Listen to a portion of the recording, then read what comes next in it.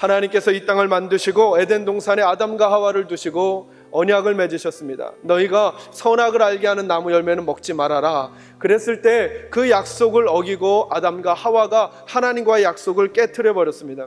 그 일 때문에 하나님의 형상으로 만들어진 사람은 하나님의 형상으로서 누려야만 할 놀라운 축복들을 다 잃어버리게 되었습니다.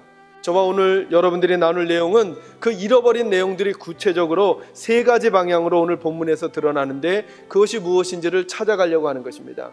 첫째로는 하나님 앞에 죄를 범함으로 우리가 잃어버리게 된 것이 있습니다. 그것이 뭐냐면 하나님과의 관계가 파괴되고 말았습니다.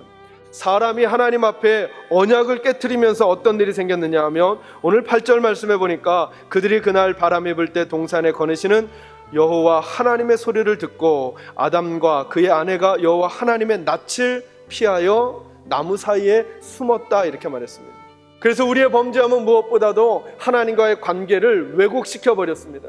그래서 이 땅을 살아가는 사람들이 아무리 많은 것을 소유하고 있다고 할지라도, 그리고 아무리 건강하다고 할지라도, 그리고 남들보다 부럽지 아니하는 자리에 있다고 할지라도 마음속에 있는 공허함 하나를 어찌할 수 없는 영역이 있는데, 그것이 바로 하나님의 관계가 끊어진 그 영역입니다. 하나님은 말씀하시기를 인류가 참된 행복을 찾기 위해서는 하나님과 이 무너진 관계가 회복되어져야 한다고 말씀하고 있습니다. 그러므로 여러분, 우리 안에 하나님과의 관계가 회복되지 아니하면 우리가 때로 건강할 수도 있습니다. 소유를 가지고 있을 수도 있습니다. 남들 못지않은 위치에 있는 삶을 살아갈 수도 있습니다. 그러나 그 삶은 궁극적으로 우리에게 행복한 삶을 가져다 줄 수 없다는 사실을 잊지 마시기를 주님의 이름으로 축원합니다. 그래서 저와 여러분이 먼저 마음 써야 될 관계가 있는데, 그게 뭐냐면 하나님과의 관계입니다. 여러분과 하나님의 관계는 어떠십니까? 여러분, 이 질문이 매우 중요한 것입니다. 하나님과의 관계가 온전해지기 시작해야만 우리 삶에 제대로 된 출발이 가능하다는 것이죠.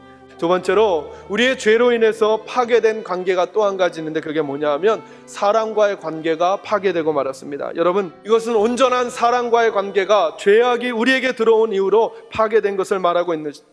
여러분, 그래서 이것을 거꾸로 이해하면, 그러므로 예수를 섬기며 하나님을 섬기는 사람들이 마음 써야 될 관계가 하나 있는데, 하나님과의 관계가 회복되는 것만큼 사랑과의 관계에 회복되는 것을 마음 써야 한다라고 하는 것이죠.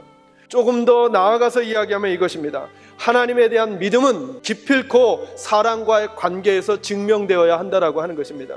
그러니까 하나님을 사랑한다고 하면서 다른 사람에게 인색한 사람들, 그리고 하나님의 일이라고 하면서 다른 사람들을 아프게 하거나 힘들게 하는 것은 절대로 하나님의 방법과 맞지 않습니다.